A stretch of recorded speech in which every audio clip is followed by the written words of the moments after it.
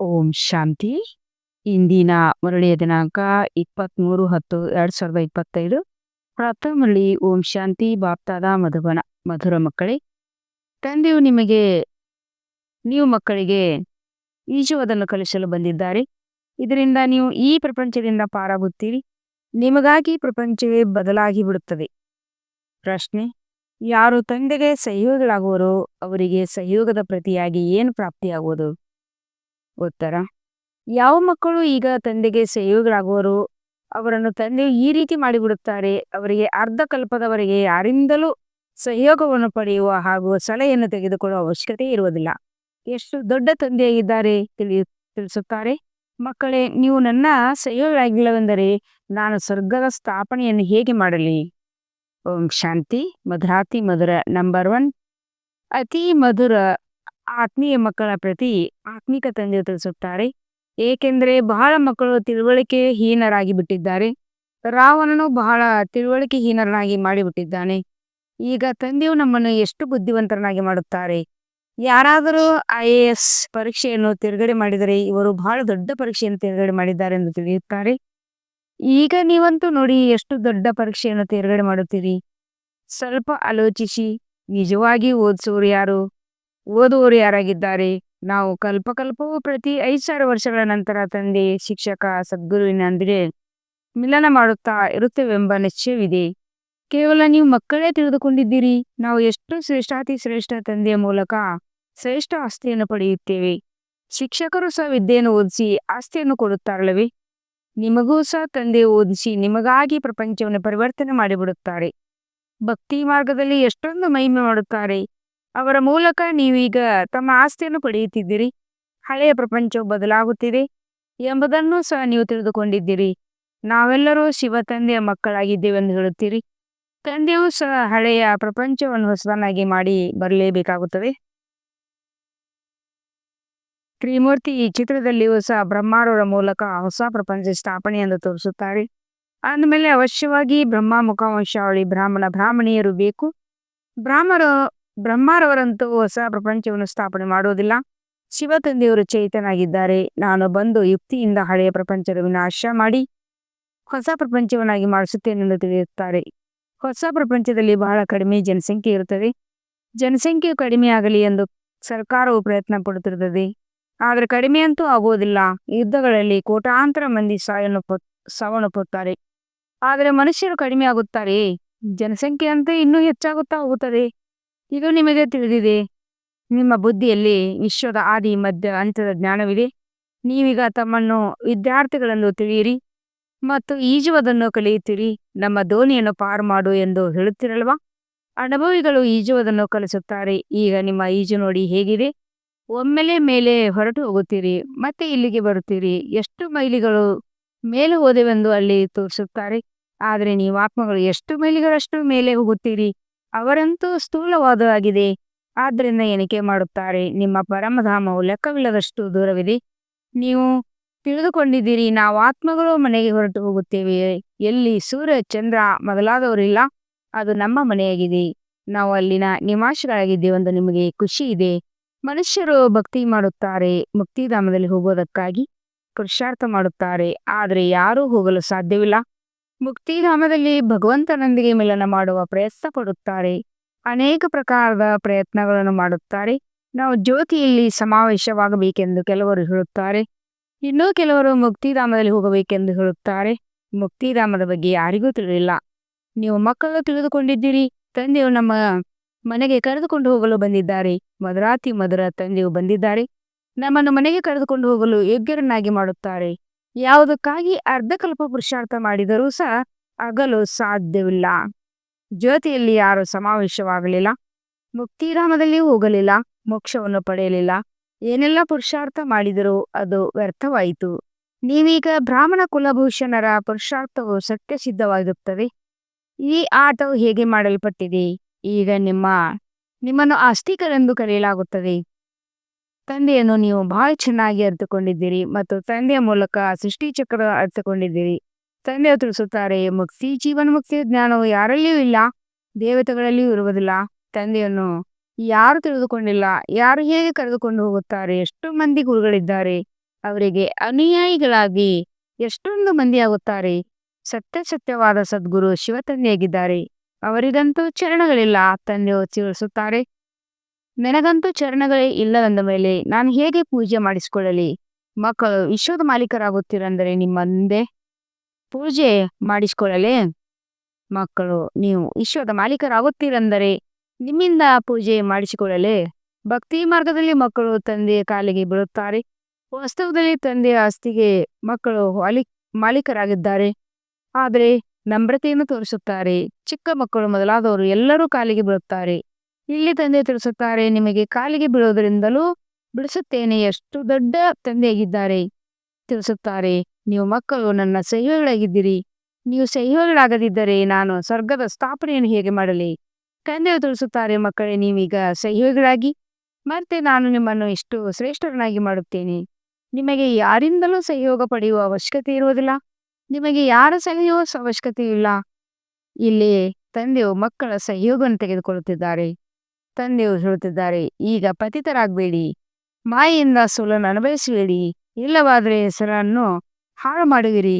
ಮಲ್ಲ ಯುದ್ಧದಲ್ಲಿ ಯಾರಾದರೂ ಗೆಲ್ಲುತ್ತಾರೆಂದರೆ ವಾಹ ವಾಹ ಎನ್ನುತ್ತಾರೆ. ಸೋಲನ್ನು ಅನುಭವಿಸುವವರ ಮುಖವು ಸಪ್ಪೆಯಾಗಿ ಬಿಡುತ್ತದೆ. ಮಕ್ಕಳು ಇಲ್ಲಿಯೂ ಸೋಲನ್ನು ಅನುಭವಿಸ್ತಾರೆ. ಇಲ್ಲಿ ಸೋಲುವವರಿಗೆ ಮುಖ ಕಪ್ಪು ಮಾಡಿಕೊಂಡರೆಂದು ಹೇಳಲಾಗುತ್ತದೆ. ಸುಂದರಾಗಲು ಬಂದರು, ಆದರೆ ಏನು ಮಾಡಿಬಿಡುತ್ತಾರೆ? ಮಾಡಿಕೊಂಡಿರುವವರ ಸಂಪಾದನೆಯಲ್ಲೂ ಸಮಾಪ್ತಿಯಾಗಿ ಬಿಡುತ್ತದೆ. ಮತ್ತೆ ಹೊಸದಾಗಿ ಆರಂಭಿಸಬೇಕಾಗುತ್ತದೆ. ತಂದೆಗೆ ಸಹ್ಯಗಳಾಗಿ ಮತ್ತೆ ಸೋಲನ್ನು ಅನುಭವಿಸಿ ಹೆಸರನ್ನು ಕೆಡಿಸುತ್ತಾರೆ. ಇಲ್ಲಿ ಎರಡು ಗುಂಪುಗಳಿವೆ. ಒಬ್ಬರು ಮಾಯೆಯ ಶಿಷ್ಯರು, ಇನ್ನೊಬ್ಬರು ಈಶ್ವರನ ಶಿಷ್ಯರು. ನೀವು ತಂದೆಯನ್ನು ಪ್ರೀತಿ ಮಾಡುತ್ತೀರಿ. ವಿನಾಶಕಾಲೆಯು ಪ್ರೀತಿ ಬುದ್ಧಿಯವರೆಂದು ಗಾಯನವೂ ಇದೆ. ನಿಮ್ಮದು ಪ್ರೀತಿ ಬುದ್ಧಿಯಾಗಿದೆ ಅಂದ ಮೇಲೆ ನೀವು ಹೆಸರನ್ನು ಕೆಡಿಸಬೇಡಿ. ನೀವು ಪ್ರೀತಿ ಬುದ್ಧಿಯವರು ಮಾಯೆಯಿಂದ ಸೋಲನ್ನೇಕೆ ಅನುಭವಿಸುತ್ತೀರಿ? ಸೋಲುವವರಿಗೆ ದುಃಖವಾಗುತ್ತದೆ, ಗೆಲ್ಲುವವರಿಗೆ ಚಪ್ಪಾಳೆ ತಟ್ಟುತ್ತಾ ವಾಹ ವಾಹ ಎನ್ನುತ್ತಿರುತ್ತಾರೆ. ನಾವಂತೂ ಶಕ್ತಿಶಾಲಿಗಳಾಗಿದ್ದೇವೆಂದು ನೀವು ತಿಳಿದುಕೊಳ್ತೀರಿ. ಅಂದ ಮೇಲೆ ಈಗ ಮಾಯನ್ನು ಖಂಡಿತ ಗೆಲ್ಲಬೇಕಾಗಿದೆ. ತಂದೆಯು ತಿಳಿಸುತ್ತಾರೆ, ದೇಹ ಸಹಿತವಾಗಿ ಏನೆಲ್ಲವನ್ನು ನೋಡುತ್ತೀರೋ ಅದೆಲ್ಲವೂ ಮರೆಯಾಗುತ್ತಾ ಹೋಗಿ ನನ್ನಪ್ಪನ್ನು ನೆನಪು ಮಾಡಿ. ಮಾಯು ನಿಮ್ಮನ್ನು ಸತೋಪ್ರಧಾನರಿಂದ ತಮೋಪ್ರಧಾನರಾಗಿ ಮಾಡಿಬಿಟ್ಟಿದೆ. ಈಗ ಪುನಃ ಸತೋಪ್ರಧಾನರಾಗಬೇಕಾಗಿದೆ. ಮಾಯಾಜೀತರು ಜಗಜ್ಜೀತರಾಗಬೇಕಾಗಿದೆ.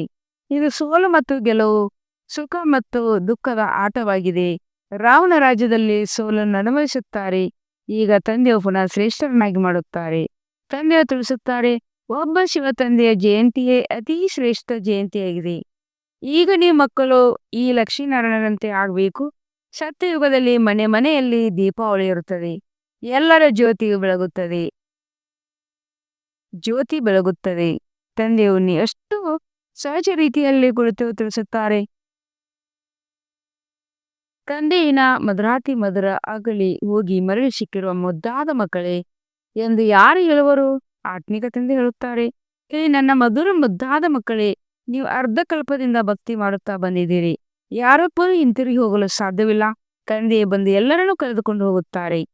ನೀವು ಸಂಗಮಯುಗವನ್ನು ಕುರಿತು ಬಹಳ ಚೆನ್ನಾಗಿ ತಿಳಿಸಬಹುದು. ತಂದೆಯು ಬಂದು ಹೇಗೆ ಎಲ್ಲಾ ಆತ್ಮಗಳನ್ನು ಕರೆದುಕೊಂಡು ಹೋಗುತ್ತಾರೆ. ಪ್ರಪಂಚದಲ್ಲಿ ಈ ಬೇಹದ್ದಿನ ನಾಟಕವನ್ನು ಯಾರೂ ತಿಳ್ಕೊಂಡಿಲ್ಲ. ಇದು ಬೇಹದ್ದಿನ ನಾಟಕವಾಗಿದೆ ಎಂಬುದನ್ನು ನೀವೇ ತಿಳಿದುಕೊಳ್ಳುತ್ತೀರಿ. ಮತ್ತಾರೂ ಹೇಳಲು ಸಾಧ್ಯವಿಲ್ಲ. ಒಂದು ವೇಳೆ ಇದು ಬೇಹದ್ದಿನ ನಾಟಕವೆಂದು ಹೇಳಿದರೂ ಸಹ ನಾಟಕದ ವರ್ಣನೆಯನ್ನು ಹೇಗೆ ಮಾಡುವರು? ನೀವಿಲ್ಲಿ 84 ಜನ್ಮಗಳ ಚಕ್ರವನ್ನು ಅರಿತಿದ್ದೀರಿ. ನೀವು ಮಕ್ಕಳೇ ಅರಿತುಕೊಂಡಿದ್ದೀರಿ ಅಂದಾಗ ನೀವೇ ನೆನಪು ಮಾಡಬೇಕಾಗಿದೆ. ತಂದೆಯು ಎಷ್ಟು ಸಹಜವಾಗಿ ತಿಳಿಸಿಕೊಡುತ್ತಾರೆ. ಭಕ್ತಿ ಮಾರ್ಗದಲ್ಲಿ ನೀವು ಎಷ್ಟು ಅಲ್ದಾಡುತ್ತೀರಿ. ಎಷ್ಟು ದೂರವರೆಗೆ ಗಂಗಾ ಸ್ನಾನ ಮಾಡಲು ಹೋಗ್ತೀರಿ. ಒಂದು ಸರೋವರವಿದೆ, ಅದರಲ್ಲಿ ಮುಳುಗಿದರೆ ದೇವತೆಗಳಾಗಿ ಬಿಡುತ್ತಾರೆ ಎಂದು ಹೇಳುತ್ತಾರೆ. ನೀವೀಗ ಜ್ಞಾನಸಾಗರದಲ್ಲಿ ಮಿಂದು ಪರಿಸ್ಥಿತಿಗಳಾಗಿ ಬಿಡುತ್ತೀರಿ. ಯಾರಾದರೂ ಚೆನ್ನಾಗಿ ಅಲಂಕಾರ ಮಾಡಿಕೊಂಡರೆ ಇವರು ಹೇಗೆ ಪರಿಸ್ಥಿತಿಯಾಗಿ ಬಿಟ್ಟಿದ್ದಾರೆ ಎಂದು ಹೇಳುತ್ತಾರೆ. ಈಗ ನೀವು ಸಹ ರತ್ನವಾಗುತ್ತೀರಿ. ಉಳಿದ ಮನುಷ್ಯರಿಗೆ ಹಾರುವುದಕ್ಕೆ ರೆಕ್ಕೆಗಳಿಲ್ಲ. ಹೀಗೆ ಹಾರಲು ಸಾಧ್ಯವಿಲ್ಲ. ಆತ್ಮವೇ ಹಾರುತ್ತದೆ. ಆತ್ಮಕ್ಕೆ ರಾಕೆಟ್ ಎಂದು ಹೇಳಲಾಗುತ್ತದೆ. ಇದು ಬಹಳ ಸೂಕ್ಷ್ಮವಾದ. ಯಾವಾಗ ಎಲ್ಲ ಆತ್ಮಗಳು ಹೋಗುವರು ಆಗ ನೀವು ಮಕ್ಕಳಿಗೆ ಸಾಕ್ಷಾತ್ಕಾರವು ಆಗುವುದು. ಬುದ್ಧಿಯಿಂದ ತಿಳಿದುಕೊಳ್ಳುತ್ತೀರಿ. ಇಲ್ಲಿ ನೀವು ವರ್ಣನೆಯನ್ನು ಮಾಡುತ್ತೀರಿ. ಹೇಗೆ ವಿನಾಶವನ್ನು ನೋಡಲಾಗುತ್ತದೆ ಹಾಗೆ ಆತ್ಮಗಳ ಸಮೂಹವು ಸಹ ಹೇಗೆ ಹೋಗುತ್ತದೆ. ಎಂಬುದನ್ನು ಸಹ ನೀವು ನೋಡಲು ಸಾಧ್ಯತೆ ಇದೆ. ಹನುಮಂತ, ಗಣೇಶ ಮೊದಲಾದವರು ಯಾರೂ ಇಲ್ಲ, ಆದರೆ ಭಕ್ತರ ಭಾವನೆಯನುಸಾರ ಸಾಕ್ಷಾತ್ಕಾರವಾಗಿ ಬಿಡುತ್ತದೆ. ತಂದೆಯಂತೂ ಬಿಂದುವಾಗಿದ್ದಾರೆ, ಅವರ ವರ್ಣನೆಯನ್ನು ಮಾಡುತ್ತೀರಿ. ತಂದೆಯು ಅತಿ ಚಿಕ್ಕ ಬಿಂದುವಾಗಿದ್ದಾರೆ ಎಂದು ಹೇಳುತ್ತಾರೆ. ಅವರನ್ನು ಈ ಕಣ್ಣುಗಳಿಂದ ನೋಡಲು ಸಾಧ್ಯವಿಲ್ಲ. ಶರೀರವು ಎಷ್ಟು ದೊಡ್ಡದಾಗಿದೆ, ಇದರಿಂದ ಕರ್ಮ ಮಾಡಬೇಕಾಗಿದೆ. ಆತ್ಮವು ಎಷ್ಟು ಚಿಕ್ಕದಾಗಿದೆ, ಅದರಲ್ಲಿ 84 ಜನ್ಮಗಳ ಚಕ್ರವು ನಿಗದಿಯಾಗಿದೆ. ನಾವು 84 ಜನ್ಮಗಳನ್ನು ಹೇಗೆ ತೆಗೆದುಕೊಳ್ಳುತ್ತೇವೆ, ಆತ್ಮದಲ್ಲಿ ಹೇಗೆ ಪಾತ್ರವು ಅಡಕವಾಗಿದೆ ಎಂಬ ಜ್ಞಾನ ಇರುವ ಮನುಷ್ಯರು ಯಾರೊಬ್ಬರೂ ಇಲ್ಲ. ಆಶ್ಚರ್ಯವಾಗಿದೆ. ಆತ್ಮವೇ ಶರೀರವನ್ನು ತೆಗೆದುಕೊಂಡು ಪಾತ್ರವನ್ನು ಬೆಳೆಸುತ್ತದೆ. ಅದು ಮಿತವಾದ ನಾಟಕ, ಇದು ಬೇಹದ್ದಿನ ನಾಟಕವಾಗಿದೆ. ದೋಯದಿನ ತಂದೆಯೇ ಸ್ವಯಂ ಬಂದು ತಮ್ಮ ಪರಿಚಯವನ್ನು ಕೊಡುತ್ತಾರೆ. ಯಾರು ಒಳ್ಳೆಯ ಸೇವಾಧಾರಿ ಮಕ್ಕಳಿದ್ದಾರೆಯೋ ಅವರು ಯಾರಿಗೆ ಹೇಗೆ ತಿಳಿಸಬೇಕೆಂದು ವಿಚಾರ ಸಾಗರ ಮಂಥನ ಮಾಡುತ್ತಿರುತ್ತಾರೆ. ನೀವು ಒಬ್ಬೊಬ್ಬರಿಗೆ ಎಷ್ಟೊಂದು ತಲೆ ಕೆಡಿಸಿಕೊಳ್ಳುತ್ತೀರಿ. ಆದರೂ ಸ್ವಭಾವ ನಾವು ತಿಳ್ಕೊಂಡೇ ಇಲ್ಲ ಎಂದು ಹೇಳಿಬಿಡುತ್ತಾರೆ. ಯಾರಾದರೂ ಓದುವುದಿಲ್ಲವೆಂದರೆ ಇವರು ಕಳ್ಳ ಬುದ್ಧಿಯವರೆಂದು ಹೇಳಲಾಗುತ್ತದೆ. ನೀವು ನೋಡುತ್ತೀರಿ, ಇಲ್ಲಿಯೂ ಸಹ 7 ದಿನಗಳಲ್ಲಿಯೇ ಕೆಲವರು ಬಹಳ ಖುಷಿಯಿಂದ ಬಂದು ನಾವು ತಂದೆಯ ಬಳಿ ಹೋಗಬೇಕೆಂದು ಹೇಳುತ್ತಾರೆ. ಇನ್ನು ಕೆಲವರು ಏನನ್ನೂ ತಿಳಿದುಕೊಳ್ಳುವುದಿಲ್ಲ, ಮನುಷ್ಯರಂತೂ ಕೇವಲ ಕಳ್ಳ ಬುದ್ಧಿ, ಪಾರಸ್ ಬುದ್ಧಿಯವರೆಂದು ಹೇಳಿಬಿಡುತ್ತಾರೆ. ಆದರೆ ಅರ್ಥವನ್ನು ತಿಳಿದುಕೊಂಡಿಲ್ಲ. ಆತ್ಮವು ಪವಿತ್ರವಾದಾಗ ಪಾರಸನಾಥನಾಗುತ್ತಾನೆ. ಪಾರಸನಾಥನ ಮಂದಿರವಿದೆ. ಸಂಪೂರ್ಣ ಚಿನ್ನದಿಂದಲೇ ಮಾಡಿರುವ ಮಂದಿರವಿರುವುದಿಲ್ಲ. ಮೇಲೆ ಅಲ್ಪ ಸ್ವಲ್ಪ ಚಿನ್ನವನ್ನು ಹಾಕಿರುತ್ತಾರೆ. ನೀವು ಮಕ್ಕಳು ತಿಳಿದುಕೊಂಡಿದ್ದೀರಿ, ನಮಗೆ ಹೂದೋಟದ ಮಾಲೀಕನು ಸಿಕ್ಕಿದ್ದಾರೆ. ಮುಳ್ಳುಗಳಿಂದ ಹೋಗಲಾಗುವ ಯುಕ್ತಿಯನ್ನು ತಿಳಿಸುತ್ತಾರೆ. ಅಲ್ಲಾನ ಹೂದೋಟವೆಂದು ಗಾಯನವಿದೆ. ಆರಂಭದಲ್ಲಿ ಒಬ್ಬರು ಮುಸಲ್ಮಾನರು ಧ್ಯಾನದಲ್ಲಿ ಹೋಗುತ್ತಿದ್ದರು. ಅಲ್ಲಿ ಕುದನು ಹೂವನ್ನು ಕೊಟ್ಟರೆಂದು ಹೇಳುತ್ತಿದ್ದರು. ನಿಂತಿದ್ದಂತೆ ಕೆಳಗೆ ಬೀಳುತ್ತಿದ್ದಾರೆ. ಕುದಾನ ಹೂದೋಟವನ್ನು ನೋಡುತ್ತಿದ್ದರು. ಅಂದಾಗ ಕುದಾನ ಹೂದೋಟವನ್ನು ತೋರಿಸುವವರು ಕುದಾನೇ ಇರಬೇಕಲ್ಲವೇ? ಅನ್ಯರು ಹೇಗೆ ತೋರಿಸುವರು? ನಿಮಗೆ ವೈಕುಂಠದ ಸಾಕ್ಷಾತ್ಕಾರವನ್ನು ಮಾಡಿಸುತ್ತಾರೆ. ಕುದಾನೇ ಕರೆದುಕೊಂಡು ಹೋಗುತ್ತಾರೆ, ಆದರೆ ಅವರಂತೂ ಅಲ್ಲಿರುವುದಿಲ್ಲ. ನಿಮ್ಮನ್ನು ವೈಕುಂಠದ ಮಾಲೀಕರನ್ನಾಗಿ ಮಾಡುತ್ತಾರೆ. ಎಷ್ಟು ಒಳ್ಳೊಳ್ಳೆ ಮಾತುಗಳನ್ನು ನೀವು ತಿಳಿದುಕೊಳ್ಳುತ್ತೀರಿ. ಖುಷಿ ಆಗ್ತದೆ. ನಾವೀಗ ಸುಖಧಾಮದಲ್ಲಿ ಹೋಗುತ್ತೇವೆ, ಅಲ್ಲಿ ದುಃಖದ ಮಾತಿರುವುದಿಲ್ಲ ಎಂದು ನಿಮಗೆ ಬಹಳ ಖುಷಿ ಆಗಬೇಕು. ತಂದೆ ತಿಳಿಸುತ್ತಾರೆ, ಸುಖಧಾಮ ಶಾಂತಿಧಾಮವನ್ನು ನೆನಪು ಮಾಡಿ, ಮನೆಯನ್ನು ಏಕೆ ನೆನಪು ಮಾಡುವುದಿಲ್ಲ? ಆತ್ಮವು ಮನೆಗೆ ಹೋಗುವುದಕ್ಕಾಗಿಯೇ ಎಷ್ಟೊಂದು ತಲೆ ಕೆಡಿಸಿಕೊಳ್ಳುತ್ತದೆ. ಜಪ, ತಪ ಇತ್ಯಾದಿಗಳನ್ನು ಬಹಳಷ್ಟು ಮಾಡಿ ಪರಿಶ್ರಮ ಪಡುತ್ತಾರೆ, ಆದರೆ ಯಾರೂ ಹೋಗಲು ಸಾಧ್ಯವಿಲ್ಲ. ವೃಕ್ಷದಿಂದ ನಂಬರ್ವಾರ್ ಆತ್ಮಗಳು ಬರುತ್ತಿರುತ್ತಾರೆ. ಯಾವಾಗ ತಂದೆಯಲ್ಲಿದ್ದಾರೆ ಅಂದ ಮೇಲೆ ಮಧ್ಯದಲ್ಲೇ ಹೊರಟು ಹೋಗಲು ಹೇಗೆ ಸಾಧ್ಯ? ನೀವು ಮಕ್ಕಳಿಗೆ ಪ್ರತಿನಿತ್ಯ ಶಾಂತಿಧಾಮ, ಸುಖಧಾಮ ನೆನಪು ಮಾಡಿ ಎಂದು ತಿಳಿಸುತ್ತಿರುತ್ತಾರೆ. ತಂದೆಯನ್ನು ಮರೆಯುವ ಕಾರಣವೇ ದುಃಖಿಯಾಗುತ್ತೀರಿ. ಮಾಯೆ ಪೆಟ್ಟು ಬೀಳುತ್ತದೆ. ಈಗಂತೂ ಸ್ವಲ್ಪವೂ ಪೆಟ್ಟು ತಿನ್ನಬಾರದು. ಕೆಲವು ಮೂಲವು ದೇಹಾಭಿಮಾನವಾಗಿದೆ. ನೀವು ಇಲ್ಲಿಯವರೆಗೆ ಯಾವ ತಂದೆಯನ್ನು ಹೇ ಪತಿತ ಪಾವನ ಬನ್ನಿ ಎಂದು ನೆನಪು ಮಾಡಿದ್ದೀರೋ ಆ ತಂದೆಯಿಂದ ನೀವೀಗ ಓದುತ್ತಿದ್ದೀರಿ. ನಿಮ್ಮ ವಿದ್ಯೆಯ ಸೇವಕ ಶಿಕ್ಷಕನೂ ಆಗಿದ್ದಾರೆ. ವಿಧೇಯ ಸೇವಕ ತಂದೆಯೂ ಆಗಿದ್ದಾರೆ. ಹಿರಿಯ ವ್ಯಕ್ತಿಗಳು ಯಾವಾಗಲೂ ಪತ್ರದ ಕೆಳಗೆ ವಿಧೇಯ ಸೇವಕರೆಂದು ಬರೆಯುತ್ತಾರೆ. ತಂದೆ ತಿಳಿಸುತ್ತಾರೆ, ನಾನು ನೀವು ಮಕ್ಕಳಿಗೆ ನೋಡಿ ಹೇಗೆ ತಿಳಿಸಿಕೊಡುತ್ತೇನೆ. ತಂದೆಗೆ ಸುಪುತ್ರರ ಮೇಲೆ ಪ್ರೀತಿ ಇರುತ್ತದೆ. ಯಾರು ಕುಪುತ್ರರಿರುವರು, ಅರ್ಥಾತ್ ತಂದೆಯವರಾಗಿ ಮತ್ತೆ ವಿರೋಧಿಗಳಾಗಿ ಬಿಡುವರು, ವಿಕಾರದಲ್ಲಿ ಹೋಗುವರು, ಅಂಥ ಮಕ್ಕಳು ಜನಿಸಿದ್ದರೆ ಚೆನ್ನಾಗಿರುತ್ತಿತ್ತು ಎಂದು ಹೇಳುತ್ತಾರೆ. ಒಬ್ಬರ ಕಾರಣವಾಗಿ ಹೆಸರು ಎಷ್ಟೊಂದು ಕೆಡುತ್ತದೆ, ಎಷ್ಟೊಂದು ಮಂದಿಗೆ ತೊಂದರೆ ಆಗುತ್ತದೆ. ನೀವಿಲ್ಲಿಗೆ ಎಷ್ಟು ಶ್ರೇಷ್ಠ ಕಾರ್ಯವನ್ನು ಮಾಡುತ್ತಿದ್ದೀರಿ, ವಿಶ್ವದ ಉದ್ಧಾರ ಮಾಡುತ್ತಿದ್ದೀರಿ, ಆದರೆ ನಿಮಗೆ 3 ಹೆಜ್ಜೆಗಳಷ್ಟು ಭೂಮಿಯೂ ಸಿಗುವುದಿಲ್ಲ. ನೀವು ಮಕ್ಕಳು ಯಾರಿಂದಲೂ ಮನೆ ಮಠವನ್ನು ಬಿಡುವಸುವುದಿಲ್ಲ. ನೀವು ರಾಜರಿಗೂ ಸಹ ಹೇಳುತ್ತೀರಿ, ನೀವು ಪೂಜ್ಯ ಡಬಲ್ ಕಿರೀಟಧಾರಿಗಳಾಗಿದ್ದೀರಿ, ಈಗ ಪೂಜಾರಿಗಳಾಗಿ ಬಿಟ್ಟಿದ್ದೀರಿ. ತಂದೆಯು ಈಗ ಪುನಃ ಪೂಜ್ಯರನ್ನಾಗಿ ಮಾಡುತ್ತಾರೆಂದರೆ ಆಗ್ಬೇಕಲ್ಲವೇ? ಇನ್ನು ಸ್ವಲ್ಪ ಸಮಯವು ಕಳೆಯಲಿ. ನಾವಿಲ್ಲಿ ಯಾರಿಂದಲಾದರೂ ಲಕ್ಷಣಗಳನ್ನು ತೆಗೆದುಕೊಂಡು ಏನ್ ಮಾಡುವುದು? ಬಡವರಿಗೆ ರಾಜ್ಯಭಾಗ್ಯವು ಸಿಗುತ್ತದೆ. ತಂದೆಯೇ ಬಡವರ ಬಂಧುವಾಗಿದ್ದಾರಲ್ಲವೇ? ತಂದೆಯನ್ನು ಬಡವರ ಬಂಧುವೆಂದು ಏಕೆ ಹೇಳುತ್ತಾರೆ ಎಂಬುದನ್ನು ನೀವು ಸಹ ಅರ್ಥಸಹಿತವಾಗಿ ತಿಳಿದುಕೊಳ್ಳುತ್ತೀರಿ. ಭಾರತವು ಸಹ ಎಷ್ಟು ಬಡ ದೇಶವಾಗಿದೆ, ಅದರಲ್ಲಿ ನೀವು ಬಡ ಮಾತೆಯರಾಗಿದ್ದೀರಿ. ಯಾರು ಸಾಹುಕಾರಿದ್ದಾರೆಯೋ ಅವರು ಈ ಜ್ಞಾನವನ್ನು ತಿಳಿದುಕೊಳ್ಳುವುದಿಲ್ಲ. ಬಡವರು, ಅಬಲೆಯರು ಎಷ್ಟೊಂದು ಮಂದಿ ಬರುತ್ತಾರೆ. ಅವರ ಮೇಲೆ ಅತ್ಯಾಚಾರಗಳಾಗುತ್ತವೆ ತಂದೆ ತಿಳಿಸುತ್ತಾರೆ. ಮಾತೆಯರನ್ನು ಮುಂದುವರಿಸಬೇಕು. ಶಾಂತಿ ಯಾತ್ರೆಯಲ್ಲಿಯೂ ಮೊತ್ತ ಮೊದಲು ನೀವು ಮಾತೆಯರಿದ್ದರೆ ನಿಮ್ಮ ಬ್ಯಾಡ್ಜ್ ಬಹಳ ಸುಂದರವಾಗಿದೆ. ಈ ಟ್ರಾನ್ಸ್ಲೇಟ್ ಚಿತ್ರವು ನಿಮ್ಮ ಬಳಿ ಇರಲಿ. ಇದರ ಆಧಾರದ ಮೇಲೆ ಈ ಪ್ರಪಂಚವು ಬದಲಾಗುತ್ತದೆ. ಕಲ್ಪದ ಹಿಂದಿನ ತರ ತಂದೆಯಿಂದ ಆಸ್ತಿ ಸಿಗುತ್ತದೆ ಎಂಬ ಮಾತನ್ನು ಎಲ್ಲರಿಗೂ ತಿಳಿಸಿಕೊಡಿ. ಸೇವೆಯನ್ನು ಹೇಗೆ ಕಾರ್ಯದಲ್ಲಿ ತರುವುದು ಎಂದು ಮಕ್ಕಳು ವಿಚಾರಸಾಗರ ಮಂಥನ ಮಾಡಬೇಕಾಗಿದೆ. ಇದರಲ್ಲಿ ಸಮಯವಂತೂ ಉಳಿಸುತ್ತದಿಲ್ವಾ? ಒಳ್ಳೆಯದು. ಮಧುರಾತಿ ಮಧುರ ಅಗಲಿ ಹೋಗಿ ಮರಳಿ ಸಿಕ್ಕಿರುವ ಮಕ್ಕಳ ಪ್ರತಿ ಮಾಪೀತ ಬಾಪ್ತಾದರವರ ನೆನಪು, ಪ್ರೀತಿ ಹಾಗೂ ಸುಪ್ರಭಾತ. ಆತ್ಮಿಕ ಮಕ್ಕಳಿಗೆ ಆತ್ಮಿಕ ತಂದೆಯ ನಮಸ್ತೆ. हम रूहानी बच्चों की रूहानी बाप दादा को याद सार और गुड मॉर्निंग और नमस्ते नमस्ते नमस्ते। शुक्रिया बाबा, शुक्रिया.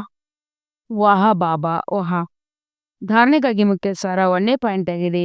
ತಂದೆಯೊಂದಿಗೆ ಸಂಪೂರ್ಣ ಪ್ರೀತಿಯನ್ನಿಟ್ಟು ತಂದೆಗೆ ಸಹಯೋಗಿಗಳಾಗಬೇಕಾಗಿದೆ.